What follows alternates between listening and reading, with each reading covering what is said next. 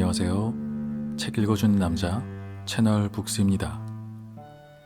오늘 소개드릴 책은 조지 오웰의 1984라는 책입니다. 소담 출판사 출판이고요. 1984라는 책은 사실은 너무 유명한 책이라 아마 아시는 분들이 굉장히 많을 거라고 생각이 되고요. 그 대표적인 디스토피아 소설이라고 불리는 책입니다. 디스토피아라는 말은 뭐냐면 우리가 뭔가 이렇게 이상적인 사회, 현실에는 존재하지 않는 극도로 이상적인 것들을 유토피아라고 그러잖아요. 그런 사회를 유토피아의 반대말이라고 생각하시면 됩니다. 극도로 이상적이지 않은 아주 극도로 우울하고 부정적인 그런 미래를 그리는 것들을 디스토피아라고 합니다. 아주 대표적인 디스토피아 소설이 이 조지 오웰의 1984랑 올더스 헉슬리라는 작가의 멋진 신세계라는 책이 있는데 아마 멋진 신세계도 들어보신 분들이 많을 거라고 생각이 되고요. 그 1984랑 멋진 신세계 이 두 가지가 그리는 아주 어렵고 우울한 세상 디스토피아 책들이 유행을 하는 시기는 현실에서도 뭔가 조금 우울하고 희망이 잘 보이지 않을 때 이런 책들이 다시 유행을 하게 되는 것 같아요. 그래서 좀 안타까운 얘기지만 아마 요즘에 코로나로 인한 코로나 블루라고도 하죠. 우울증 같은 것도 많이 돌고 있고 정신적으로는 뭐 그러다 보니 경제적인 것도 코로나로 또 침체가 돼 있고 뭐 코로나 확산을 막기 위해서 여기저기서 하지 말라는 것들 투성이죠.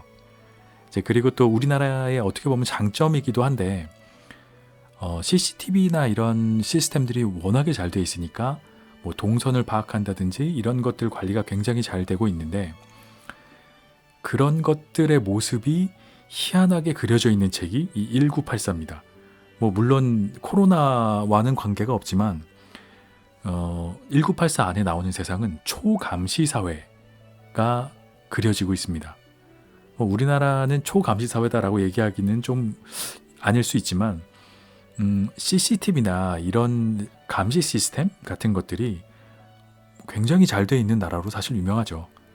네, 뭐 언제 어디서나 그 동선을 추적해서 잡아내고 이런 것들이 굉장히 잘 돼 있는데 이 1984에 나오는 사회가 그렇습니다. 1984에는 텔레스크린이라는 장치가 나오는데 집집마다 건물마다 복도마다 어디에나 설치가 돼 있는 그런 장치고요. 화면이 달려있는 장치인데 이를테면 스크린이라고 보면 되죠. 저희가 뭐 길에서 보는 것처럼 뭐 텔레비전 스크린처럼 스크린이 달려있는데 거기서는 영상도 나오고 음성도 나오지만 반대로 보고 있는 쪽에서 나는 소리나 행동들도 반대쪽으로 전송이 돼요. 그래서 수신과 발신이 동시에 되는 그런 개념인데 그 빅브라더라고 해서 이제 어떤 가상의 감시자 같은 개념이 있어요. 빅브라더. 빅브라더나 아니면 그런 통치 세력들이 사람들을 감시하는 용도로 쓰이는 것이 텔레스크린입니다. 뭐 지금으로 굳이 비유를 하자면은 CCTV가 곳곳마다 달려 있는데 그 CCTV가 사람들을 관찰하고 소리를 듣는 것뿐만 아니라 CCTV에서 소리도 반대로 낼 수 있어서 명령도 할 수 있고 뭐 화면에서 송출도 할 수 있는 그런 CCTV라고 생각하면 비슷한 개념이 될 것 같습니다. 이제 그런 것들이 뭐 가정집까지 다 들어와 있는 이를테면 그런 사회를 그리고 있습니다. 그래서 이런 초감시 사회에서 살고 있는 어떤 주인공과 또 같이 마음이 맞는 어떤 여자가 나오는데 이제 그 사람들의 이야기를 위주로 풀어나가는 이야기입니다. 뭐 전체적인 내용은 워낙 유명해서 어디서나 보실 수 있겠지만 될 수 있으면 읽어보시기를 바라는 개념에서 스포를 하지는 않으려고 하고요. 주인공은 윈스턴이고 윈스턴하고 사랑을 나누게 되는 진실한 사랑을 이제 찾아냈는데 그 사람이 줄리아라는 여자 주인공이 나오고요. 이 윈스턴과 줄리아의 이야기가 주축을 이루는 아주 우울한 미래 시대를 예측한 그런 소설입니다. 이 소설이 쓰여진 것은 1940년대 중반이고요.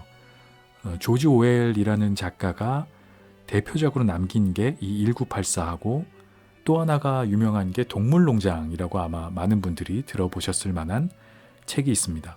그 조지 오웰의 두 가지 대표작 중 하나가 요 1984고 또 하나가 동물농장인데 전반적으로 조금 어둡고 우울한 분위기들이 많이 있긴 있어요. 1984는 이런 초감시 사회, 빅브라더가 통제하는 자유가 없는 그런 세상을 그리고 있고 동물농장은 러시아의 공산주의 혁명을 풍자한 그런 우화 소설입니다. 뭐 이제 이런 것들을 쓴 작가가 조지 오웰이고요. 이 1984에는 뭐 1940년대 중반에 45년 근처에 쓰여진 소설이니까 거의 한 80년 정도 됐나요? 70년이 넘어가고 있는 소설인데 굉장히 지금 봐도 신선하고 재밌는 개념들이 많이 들어 있습니다. 이제 그런 개념들을 살펴보시는 것도 재미있을 것 같고요. 자유가 통제되어 있는 그런 감시가 일어나는 그런 세상을 그린 이야기나 영화나 소설들이 지금도 굉장히 많이 나오죠. 미래를 그릴 때 그런 세상들을 사람들이 걱정하는 거가 아닌가라는 생각이 듭니다. 우리가 자유를 잃는 그런 세상이 오지는 않을까 그런 걱정이 좀 들어있는 컨셉이라고 생각이 되고요. 저는 개인적으로 이 1984를 읽으면서 재밌었던 개념이 몇 가지 있었는데 그 중에 가장 인상적이었던 것들이 신어라는 개념이 있어요. 신어. 영어로 얘기하면 new speak라고 표현이 되어 있고요. 새로운 언어 같은 거예요. 이를테면 뭐 신조어라고 요즘에도 뭐 새로 나온 말들을 얘기는 하지만 그런 것처럼 언어 체계를 아주 바꿔 나가는 그런 개념이 나오는데 그 개념이 저는 좀 인상적이었습니다. 왜 그러냐면 신어라는 개념은 뭐냐면 뭐 이 1984의 세계관에 나오는 이야기인데 불필요한 말들을 없애고 최대한 간결하게 만든 언어예요. 이를테면 좋다라는 거는 good이라고 영어로 표현이 되잖아요. 근데 반대말은 나쁘다라고 표현을 하려면 bad라는 단어를 쓰죠. good, 반대말은 bad. 근데 이 신어의 개념에서는 bad라는 단어를 없애버리는 거예요. 그리고 안 좋다라는 걸 표현하려면 ungood 이렇게 써요. 그러니까 좋다, 안 좋다. 좋다, 나쁘다가 아니라 좋다, 안 좋다. 뭐 이런 식으로 바꿔나갑니다. 그러면 더 좋은 거는 플러스 굿. 정말 너무너무 좋은 거는 더블 플러스 굿. 이렇게 표현하는 방식이 신어입니다. 뭐 굉장히 코미디 같고 우스운 개념일 수 있는데 이렇게 되면은 어떤 현상이 일어나냐면 언어나 생각과 사고가 단순해집니다. 사람이 좋은 거를 표현할 때 우리나라 말로도 그렇잖아요. 좋다도 있고 멋있다, 뭐 끝내준다, 뭐 죽여준다, 와 장난 아니다, 환상적이다, 뭐 그럴듯하다, 대단하다 여러 가지로 표현을 해야지 그게 사고도 다양해지고 사람이 복합적인 사고를 해서 창의적이 되고 개성이 생기는데 그거를 통제하기 위한 게 신어입니다.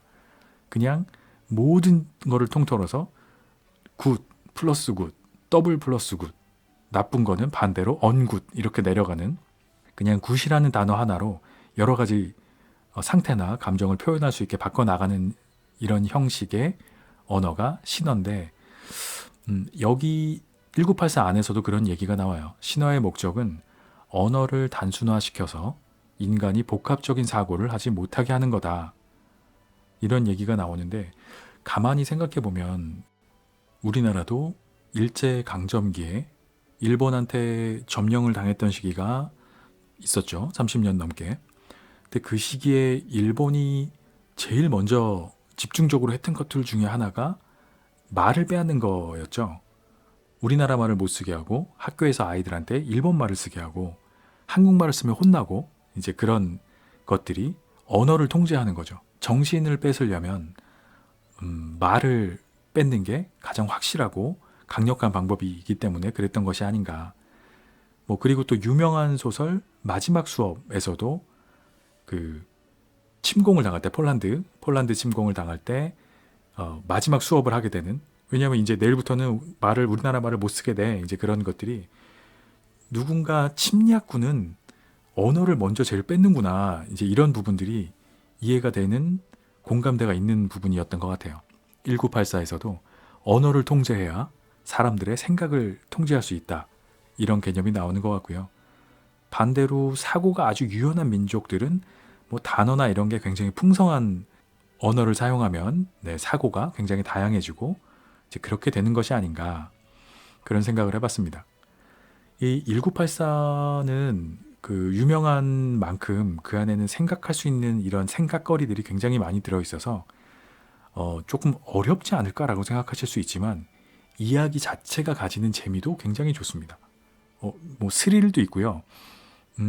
반전도 있고 반전이 굉장히 많아요. 반전도 있고 스릴도 있고 어떤 위기도 있고 뭐 막 추격전도 있고 굉장히 그런 다채로운 이야기들이 흘러가기 때문에 이 이야기로서 소설로서 주는 재미도 굉장히 크고 그리고 굉장히 많은 생각과 사상과 이야기거리들이 들어있어서 한번 꼭 읽어보시기를 추천을 드리는 그런 책입니다. 이제 잠시 후에 제가 제일 앞쪽 부분을, 1부의 앞쪽 부분을 조금 읽어드릴 텐데요. 한 15분가량 읽어드릴 텐데, 그 전에 이 소설의 작가 조지 오웰에 대해서 잠깐 짚고 넘어가자면, 조지 오웰은 1903년에 출생해서 1950년에 세상을 떠난 1900년대 초반을 살아간 작가입니다. 그 우리 한국의 역사로 굳이 비교를 해보자면 일제강점기 시대부터 한국전쟁이 일어나던 때까지 이런 격동의 시기를 살았던, 물론 영국에서 살았죠. 영국의 소설가인데 이 조지 오웰의 인생은 그럼 어땠느냐라고 생각을 해보면 그야말로 고난의 연속이었다라고 표현을 할 수가 있습니다. 그 조지 오웰은 평생을 아주 지독하게 가난하게 살았다고 해요. 그래서 결핵으로, 지병인 결핵으로 건강 문제가 아주 끊임없이 있었고 40살 근처에 그래서 아내가 먼저 세상을 떠났고 1945년도에야 동물농장으로 이제 세계적인 작가의 반열에 들죠. 근데 그래도 그 이후에도 계속 결핵이 걸려서 고생을 하다가 1949년도에 이 1984라는 이 걸작을 완성하게 됩니다. 이제 인생이 좀 펴보나 싶죠. 평생을 고생을 하면서 살다가 40대, 50대 돼 가도록 그러다가 1984를 1949년도에 출간을 하고 1년도 못 지나서 지병이었던 결핵으로 피를 토하면서 1950년에 사망을 하게 됩니다. 뭐 제가 이 채널북스 블로그에다가 아주 옛날에 1984 독후감을 쓴 적이 있는데 거기 작가 소개를 이렇게 한 줄 요약으로 이렇게 써놨어요. 평생을 병을 달고 살았고 부인은 일찍 죽고 자식도 없었고 말년에는 작가로 성공했지만 누려보지도 못하고 피를 토하고 죽었다. 너무 우울한 인생이죠. 어떻게 보면. 뭐 물론 역사가 이제 그 작품들을 평가해주고 있지만 세계적인 작가로 본인의 입장에서는 진짜 평생 결핵으로 고생하고 부인도 죽고 자식도 없고 말년에 한번 성공해보나 했는데 1년도 못 돼서 피를 토하고 죽어버리는 이제 그런 어떻게 보면 좀 안타까운 삶을 살았는데 근데 그렇게 생각하면 이 조지 오웰의 글이 디스토피아적인 색채를 띠는 게 어쩌면 당연한 거 아닌가? 라는 생각도 개인적으로 해봤습니다. 조지 오웰이 보기에 세상이 막 핑크빛이 일 수는 없지 않았을까? 뭐 그런 생각을 해보게 됐습니다. 1984는 뭐 너무들 잘 아시는 것처럼 고전 명작이라고 불리는 소설이고요. 뭐 클래식은 영원하다라고 하죠. 사람들이 100년 가까이 이렇게 물려가면서 대를 이어가면서 읽는 데에는 그만한 이유가 있다라고 생각이 됩니다. 읽어보시면 좋을 책이고요. 재미도 있고 많은 시사점들도 들어있고 뭐 재미와 의미가 다 담겨있는 아주 좋은 책이라고 생각이 됩니다. 읽어보시기를 강력하게 추천드리고요. 지금부터 앞쪽에 일부 아주 짧지만 한 15분 정도를 오디오북으로 낭독을 해드리도록 하겠습니다. 1984 조지 오웰 지음 소담 출판사 1부 맑고 쌀쌀한 4월 어느 날 시계들이 13차례 치고 있었다. 윈스턴 스미스는 지독한 바람을 피하기 위해 가슴팍 깊숙이 턱을 묻은 채 빅토리 맨션의 유리문을 재빨리 지나갔지만 한 줄기 모래먼지 소용돌이가 딸려 들어오는 것까지는 막지 못했다. 현관에서는 삶은 양배추와 낡은 천깔개 냄새가 났다. 현관 한쪽 끝 벽에는 실내에 걸기에는 너무 큰 컬러 포스터 한 장이 붙어 있었다. 폭 1m가 넘는 커다란 얼굴 하나만 동그만히 그려진 포스터로 수치 많고 까만 콧수염에 억세 보이면서도 잘생긴 얼굴을 한 45살쯤 돼 보이는 남자 얼굴이었다. 윈스턴은 층계로 향했다. 엘리베이터를 타려고 해보았자 부질없는 일이었다.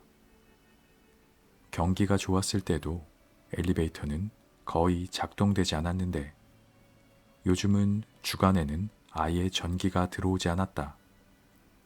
헤이트 위크를 대비한 절약 운동의 하나였다. 그의 집은 7층에 있었는데 39살인데다 오른쪽 발목 위쪽에 정맥류 궤양이 있는 윈스턴은 도중에 몇 차례씩 쉬어가며 천천히 올라갔다. 층계참에 이를 때마다 엘리베이터실 맞은편 벽에서 거대한 얼굴이 빤히 응시하고 있었다. 동작하는 방향을 따라 시선이 움직이도록 고안된 그림이었다. 아래쪽엔 빅 브라더가 지켜보고 있다 라는 문구가 적혀 있었다. 아파트 안에서는 낭랑한 목소리가 선철 생산과 관계된 수치들을 줄줄이 읊고 있었다. 오른쪽 벽 표면의 일부를 차지하고 있는 흐릿한 거울 같은 직사각형 금속판에서 나오는 목소리였다. 윈스턴이 스위치를 돌리자 소리는 좀 작아졌지만 그래도 여전히 내용을 알아들을 정도였다. 텔레스크린이라는 그 기계는 화면을 흐리게 할 수는 있어도 아예 끌 방도는 없었다. 그는 창가로 다가갔다.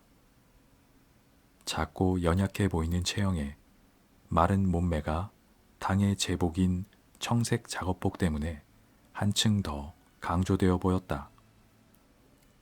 금발에다 원래부터 혈색이 좋은 얼굴인데 그 피부는 조악한 비누와 무딘 면도날 그리고 이제 막 끝난 겨울의 추위로 거칠어져 있었다. 유리창이 닫혀 있는데도 여전히 바깥 세상은 추워 보이기만 했다. 저 아래쪽 거리에서는 작은 회오리 바람이 일면서 먼지와 종이 조각들을 소용돌이치듯 말아 올리고 있었으며 해가 빛나고 하늘이 쨍한 청색을 띠고 있었음에도 사방에 나붙은 포스터를 제외하면 색채라는 것이 아예 없는 것처럼 보였다. 눈에 띄는 길 모퉁이마다 검은 콧수염이 난 얼굴을 빤히 내려다보고 있었다. 바로 맞은편에 보이는 주택 건물 전면에도 포스터가 붙어 있었다. 빅 브라더가 지켜보고 있다 라는 문구와 함께 까만 눈이 윈스턴의 눈을 뚫어지게 바라보고 있었다. 저 아래 거리에는 또 다른 포스터가 귀퉁이가 찢어진 채 이따금씩 바람에 펄럭이면서 INGSOC 라는 단어 하나만 겨우 언뜻 보였다 말다 했다. 저 멀리서 헬리콥터 한 대가 지붕들 사이를 스치듯 내려와 금파리처럼 잠깐씩 공중에 떠 있다가 다시 곡선 비행을 하며 날아가곤 했다. 건물 창들을 기웃대며 탐지하는 경찰 정찰기였다. 그러나 정찰기는 별것 아니었다. 문제는 사상 경찰이었다. 윈스턴의 등 뒤로는 여전히 텔레스크린 음성이 선철과 9차 3개년 계획의 조기 달성에 대해 떠들어대고 있었다. 텔레스크린은 수신과 송신이 동시에 가능했다. 아주 작은 속삭임을 제외하면 윈스턴이 내는 모든 소리는 텔레스크린에 포착될 것이고 게다가 그 금속 화면의 시야 안에 있는 한 그가 내는 소리뿐 아니라 행동까지도 탐지될 수 있었다. 물론 자신이 어느 특정 시간에 감시받고 있는지는 알 수 없었다. 사상경찰이 얼마나 자주 또는 어떤 체계에 따라서 개개인을 도청하는지는 그저 짐작만 가능할 뿐이다. 심지어 모든 사람을 24시간 내내 감시한다고 볼 수도 있었다. 어쨌든 그들이 원할 때는 언제든 개인을 도청하는 일이 가능했다. 사람들은 자신이 내는 모든 소리가 도청당한다고, 또한 어둠 속에 있을 때를 제외하고 자신이 하는 모든 행동이 감시당한다고 여기고 살아야 했고, 또 실제로 그렇게 살고 있었으며, 그런 삶의 방식은 이제 습관을 넘어 본능이 되었다. 윈스턴은 텔레스크린을 등진 채로 있었다. 등을 돌리고 있더라도 완전히 감추지는 못한다는 사실을 잘 알았지만 그래도 그러는 편이 좀 더 안전했다. 1km 떨어진 곳에 자신의 직장인 진실부의 거대하고 하얀 건물이 먼지로 덮인 풍경 위로 우뚝 솟아 있었다. 바로 이게 오세아니아 지구에서 세 번째로 인구가 많은 에어스트립 1의 중심 도시 런던이로군 하고 그는 희미한 혐오감에 사로잡혀 생각했다. 그는 런던이 언제나 이런 모습이었는지를 확인시켜줄 어린 시절 기억을 뒤적여 보았다. 측면을 목재로 보강하고 창을 판지로 때우고 지붕을 함석으로 잇고 정원 담장이 건들거리다 사방으로 주저앉는 다 허물어져가는 19세기 주택을 늘 볼 수 있는 그런 풍경이었을까?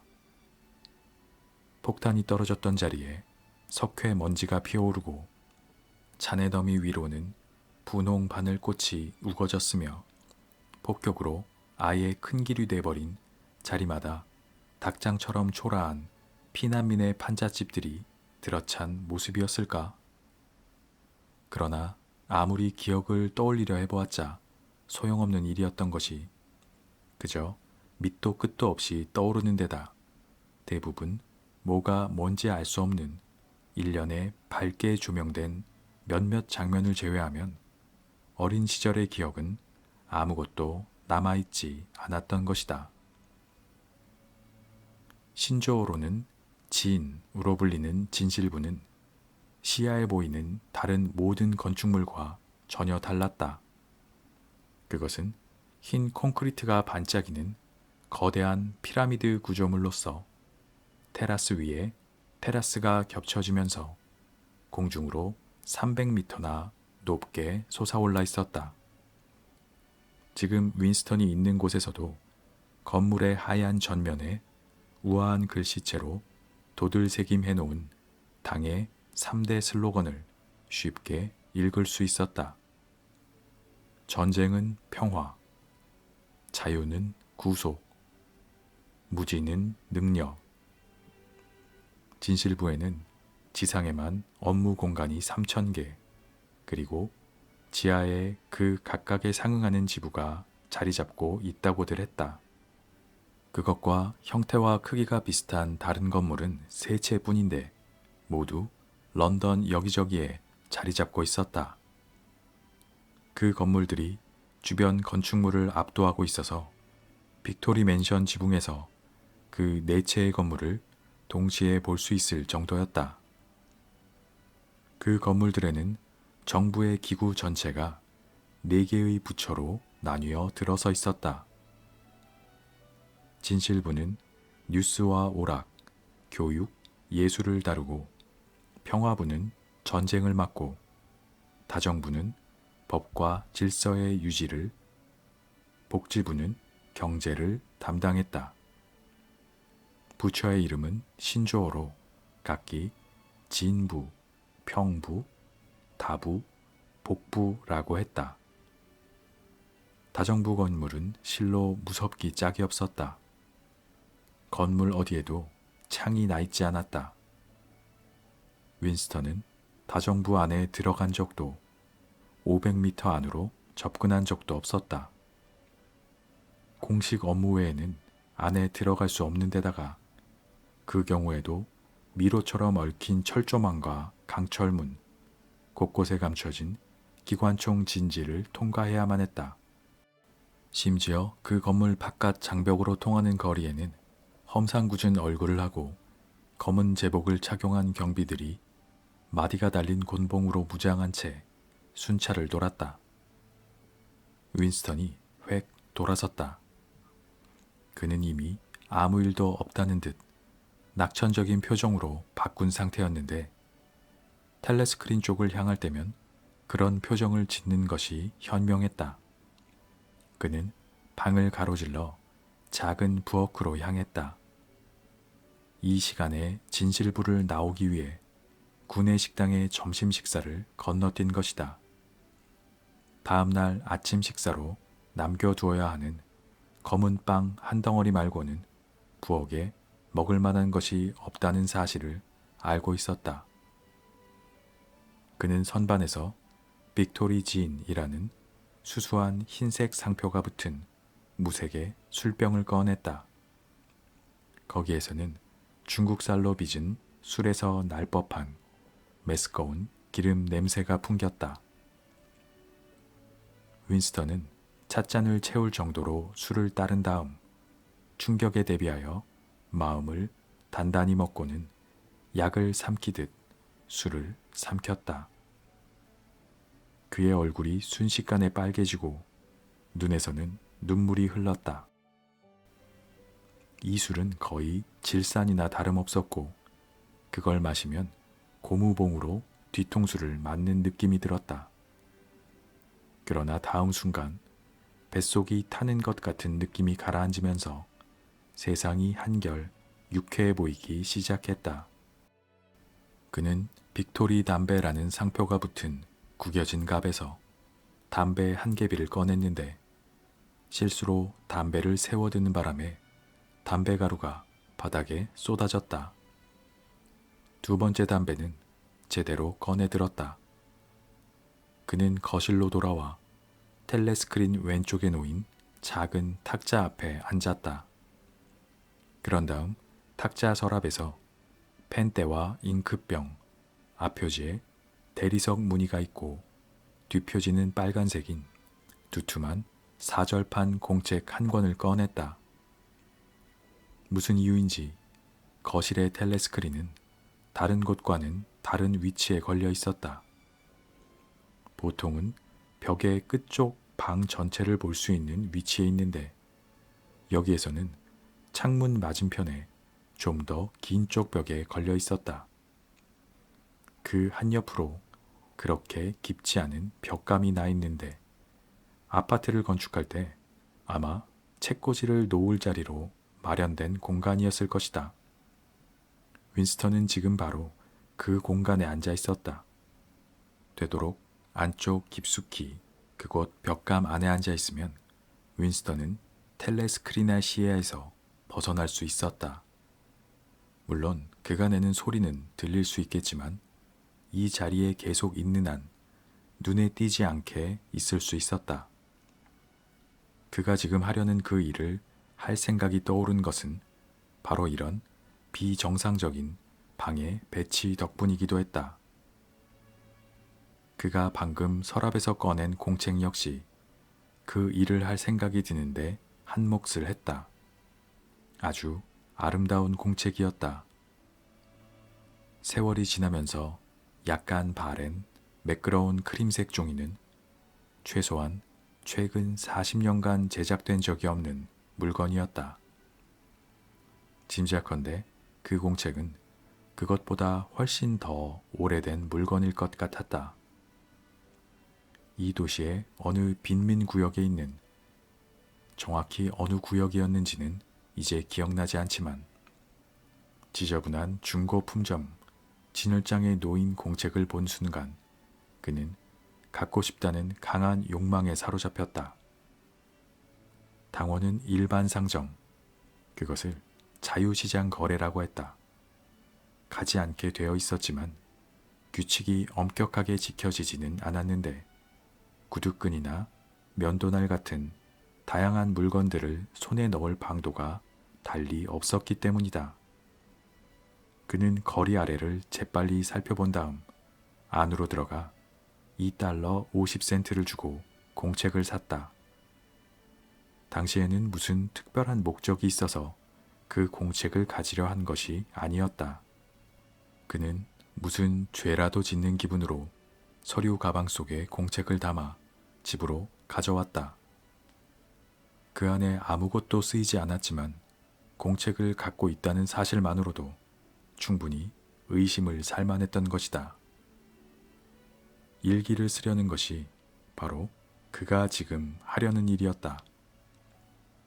그것이 불법은 아니었지만 법이라는 것이 아예 없었기 때문에 불법이라는 것 자체가 없었다.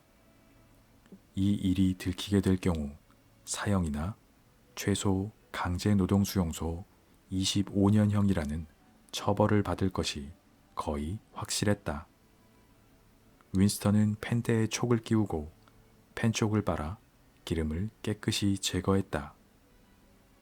펜은 구식 필기구로서 지금은 서명을 할 때조차 사용되는 경우가 거의 없었지만 어렵게 하나를 남몰래 구해두었는데 그것은 그저 아름다운 크림색 종이에는 잉크 펜으로 갈겨 쓰는 대신 진짜 펜촉으로 써야 어울릴 것 같은 기분이 들었기 때문이었다.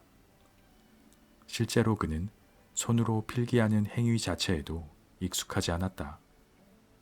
아주 간단한 메모를 제외하면 대개의 경우 모든 것을 음성 입력기에 받아쓰게 했는데 물론 지금 그가 하려는 일은 그런 식으로 하기는 불가능했다.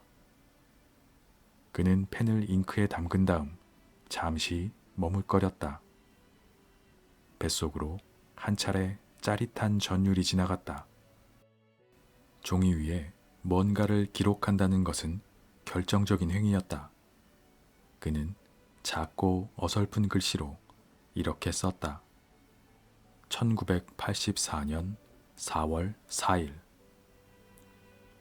그는 상체를 뒤로 젖혔다. 지독한 무력감이 엄습했다. 무엇보다도 올해가 정말로 1984년인지 아닌지 확신이 서지 않았다.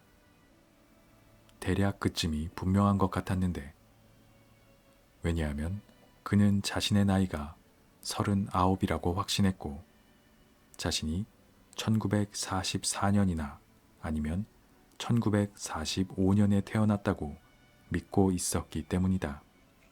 하지만 요즘은 1, 2년 정도의 시간은 쉽게 틀릴 수 있었다. 문득 자신이 이 일기를 누구를 위해 쓰고 있는 것인가 하는 의문이 떠올랐다. 미래의 누군가를 위해서? 아직 태어나지 않은 누군가를 위해서?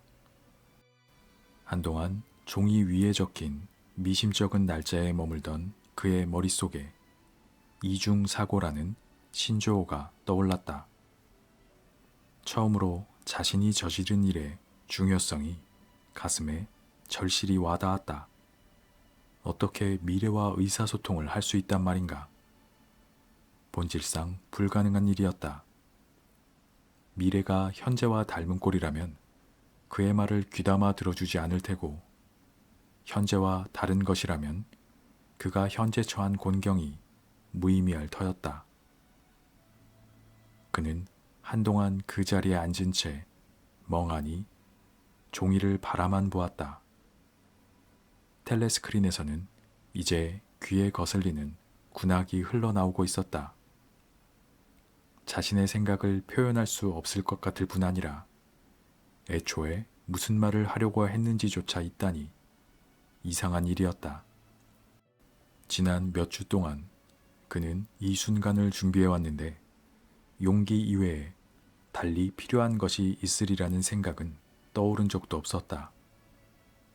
실제로 글을 쓰는 일 자체는 간단할 것이다.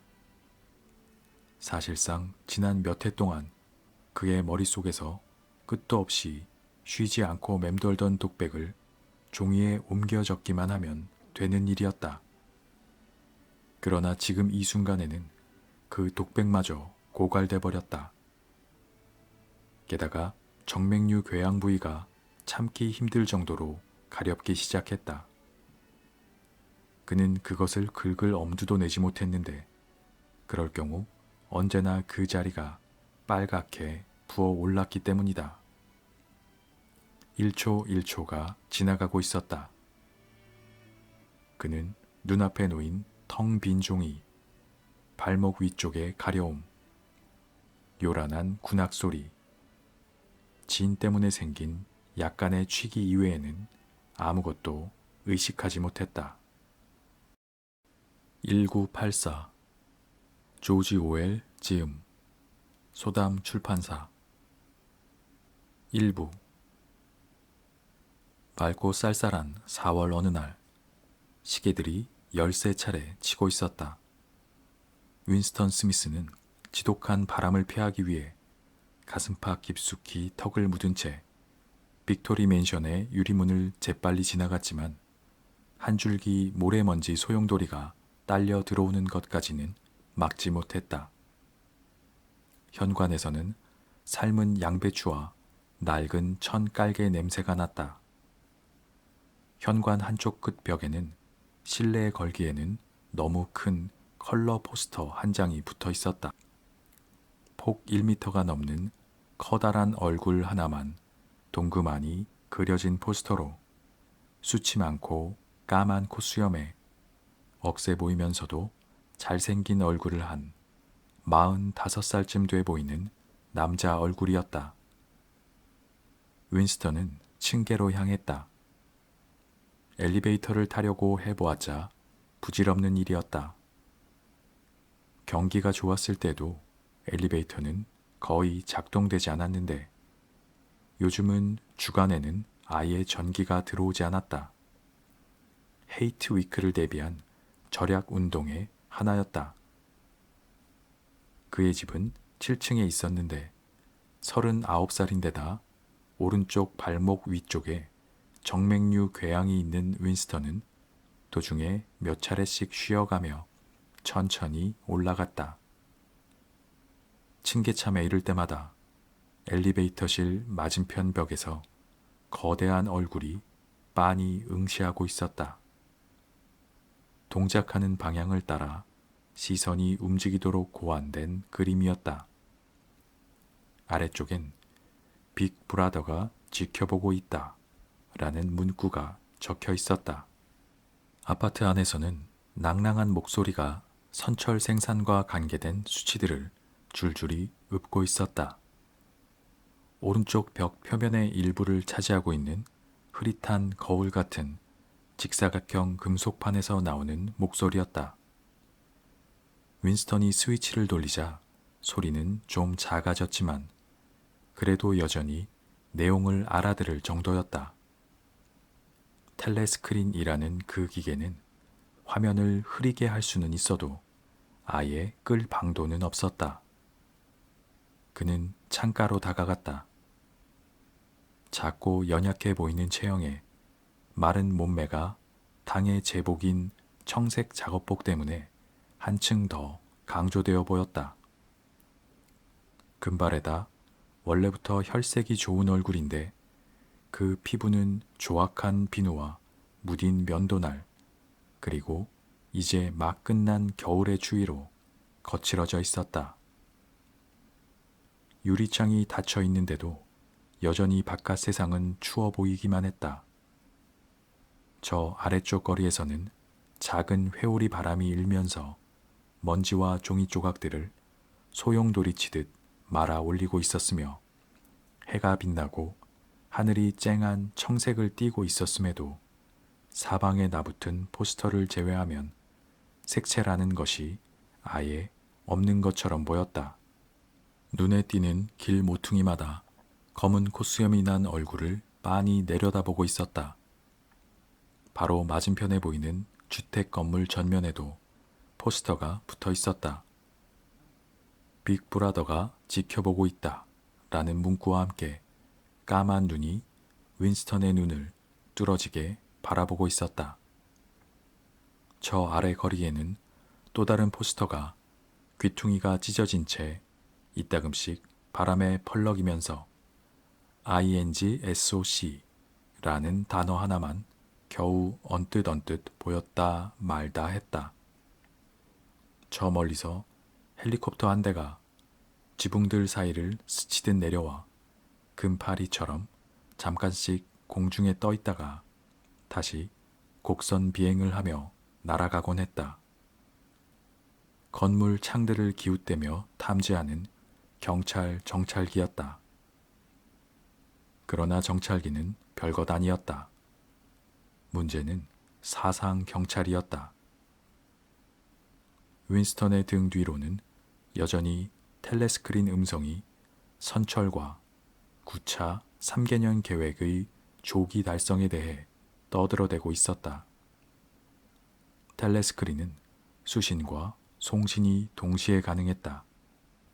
아주 작은 속삭임을 제외하면 윈스턴이 내는 모든 소리는 텔레스크린에 포착될 것이고 게다가 그 금속 화면의 시야 안에 있는 한 그가 내는 소리뿐 아니라 행동까지도 탐지될 수 있었다. 물론 자신이 어느 특정 시간에 감시받고 있는지는 알 수 없었다.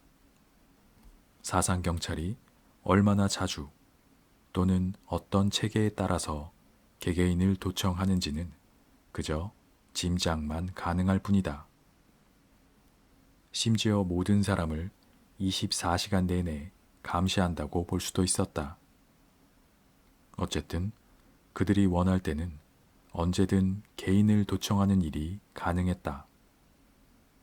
사람들은 자신이 내는 모든 소리가 도청당한다고, 또한 어둠 속에 있을 때를 제외하고 자신이 하는 모든 행동이 감시당한다고 여기고 살아야 했고, 또 실제로 그렇게 살고 있었으며, 그런 삶의 방식은 이제 습관을 넘어 본능이 되었다. 윈스턴은 텔레스크린을 등진 채로 있었다. 등을 돌리고 있더라도 완전히 감추지는 못한다는 사실을 잘 알았지만 그래도 그러는 편이 좀 더 안전했다. 1km 떨어진 곳에 자신의 직장인 진실부의 거대하고 하얀 건물이 먼지로 덮인 풍경 위로 우뚝 솟아 있었다. 바로 이게 오세아니아 지구에서 세 번째로 인구가 많은 에어스트립 1의 중심 도시 런던이로군 하고 그는 희미한 혐오감에 사로잡혀 생각했다. 그는 런던이 언제나 이런 모습이었는지를 확인시켜줄 어린 시절 기억을 뒤적여 보았다. 측면을 목재로 보강하고 창을 판지로 때우고 지붕을 함석으로 잇고 정원 담장이 건들거리다 사방으로 주저앉는 다 허물어져가는 19세기 주택을 늘 볼 수 있는 그런 풍경이었을까? 폭탄이 떨어졌던 자리에 석회 먼지가 피어오르고 잔해더미 위로는 분홍 바늘꽃이 우거졌으며 폭격으로 아예 큰 길이 돼버린 자리마다 닭장처럼 초라한 피난민의 판잣집들이 들어찬 모습이었을까? 그러나 아무리 기억을 떠올리려 해보았자 소용없는 일이었던 것이 그저 밑도 끝도 없이 떠오르는 데다 대부분 뭐가 뭔지 알 수 없는 일련의 밝게 조명된 몇몇 장면을 제외하면 어린 시절의 기억은 아무것도 남아있지 않았던 것이다. 신조어로는 진으로 불리는 진실부는 시야에 보이는 다른 모든 건축물과 전혀 달랐다. 그것은 흰 콘크리트가 반짝이는 거대한 피라미드 구조물로서 테라스 위에 테라스가 겹쳐지면서 공중으로 300m나 높게 솟아올라 있었다. 지금 윈스턴이 있는 곳에서도 건물의 하얀 전면에 우아한 글씨체로 도들새김해 놓은 당의 3대 슬로건을 쉽게 읽을 수 있었다. 전쟁은 평화, 자유는 구속, 무지는 능력. 진실부에는 지상에만 업무 공간이 3,000개, 그리고 지하에 그 각각에 상응하는 지부가 자리 잡고 있다고들 했다. 그것과 형태와 크기가 비슷한 다른 건물은 3채뿐인데 모두 런던 여기저기에 자리 잡고 있었다.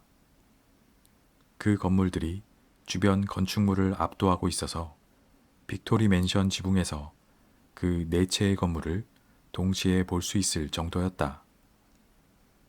그 건물들에는 정부의 기구 전체가 4개의 부처로 나뉘어 들어서 있었다. 진실부는 뉴스와 오락, 교육, 예술을 다루고, 평화부는 전쟁을 막고, 다정부는 법과 질서의 유지를, 복지부는 경제를 담당했다. 부처의 이름은 신조어로 각기 진부, 평부, 다부, 복부라고 했다. 다정부 건물은 실로 무섭기 짝이 없었다. 건물 어디에도 창이 나 있지 않았다. 윈스턴은 다정부 안에 들어간 적도 500m 안으로 접근한 적도 없었다. 공식 업무 외에는 안에 들어갈 수 없는 데다가 그 경우에도 미로처럼 얽힌 철조망과 강철문, 곳곳에 감춰진 기관총 진지를 통과해야만 했다. 심지어 그 건물 바깥 장벽으로 통하는 거리에는 험상궂은 얼굴을 하고 검은 제복을 착용한 경비들이 마디가 달린 곤봉으로 무장한 채 순찰을 돌았다. 윈스턴이 획 돌아섰다. 그는 이미 아무 일도 없다는 듯 낙천적인 표정으로 바꾼 상태였는데 텔레스크린 쪽을 향할 때면 그런 표정을 짓는 것이 현명했다. 그는 방을 가로질러 작은 부엌으로 향했다. 이 시간에 진실부를 나오기 위해 구내 식당의 점심 식사를 건너뛴 것이다. 다음 날 아침 식사로 남겨두어야 하는 검은 빵 한 덩어리 말고는 부엌에 먹을 만한 것이 없다는 사실을 알고 있었다. 그는 선반에서 빅토리 진이라는 수수한 흰색 상표가 붙은 무색의 술병을 꺼냈다. 거기에서는 중국살로 빚은 술에서 날 법한 메스꺼운 기름 냄새가 풍겼다. 윈스턴은 찻잔을 채울 정도로 술을 따른 다음 충격에 대비하여 마음을 단단히 먹고는 약을 삼키듯 술을 삼켰다. 그의 얼굴이 순식간에 빨개지고 눈에서는 눈물이 흘렀다. 이 술은 거의 질산이나 다름없었고 그걸 마시면 고무봉으로 뒤통수를 맞는 느낌이 들었다. 그러나 다음 순간 뱃속이 타는 것 같은 느낌이 가라앉으면서 세상이 한결 유쾌해 보이기 시작했다. 그는 빅토리 담배라는 상표가 붙은 구겨진 갑에서 담배 한 개비를 꺼냈는데 실수로 담배를 세워드는 바람에 담배 가루가 바닥에 쏟아졌다. 2번째 담배는 제대로 꺼내들었다. 그는 거실로 돌아와 텔레스크린 왼쪽에 놓인 작은 탁자 앞에 앉았다. 그런 다음 탁자 서랍에서 펜대와 잉크병, 앞표지에 대리석 무늬가 있고 뒷표지는 빨간색인 두툼한 사절판 공책 한 권을 꺼냈다. 무슨 이유인지 거실의 텔레스크린은 다른 곳과는 다른 위치에 걸려 있었다. 보통은 벽의 끝쪽 방 전체를 볼 수 있는 위치에 있는데 여기에서는 창문 맞은편에 좀 더 긴 쪽 벽에 걸려 있었다. 그 한옆으로 그렇게 깊지 않은 벽감이 나 있는데 아파트를 건축할 때 아마 책꽂이를 놓을 자리로 마련된 공간이었을 것이다. 윈스턴은 지금 바로 그 공간에 앉아 있었다.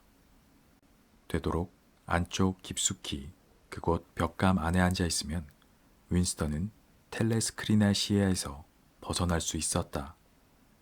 물론 그가 내는 소리는 들릴 수 있겠지만 이 자리에 계속 있는 한 눈에 띄지 않게 있을 수 있었다. 그가 지금 하려는 그 일을 할 생각이 떠오른 것은 바로 이런 비정상적인 방해 배치 덕분이기도 했다. 그가 방금 서랍에서 꺼낸 공책 역시 그 일을 할 생각이 드는데 한 몫을 했다.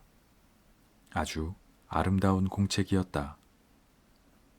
세월이 지나면서 약간 바랜 매끄러운 크림색 종이는 최소한 최근 40년간 제작된 적이 없는 물건이었다. 짐작컨대 그 공책은 그것보다 훨씬 더 오래된 물건일 것 같았다. 이 도시의 어느 빈민 구역에 있는, 정확히 어느 구역이었는지는 이제 기억나지 않지만, 지저분한 중고 품점 진열장에 놓인 공책을 본 순간 그는 갖고 싶다는 강한 욕망에 사로잡혔다. 당원은 일반 상점, 그것을 자유시장 거래라고 했다.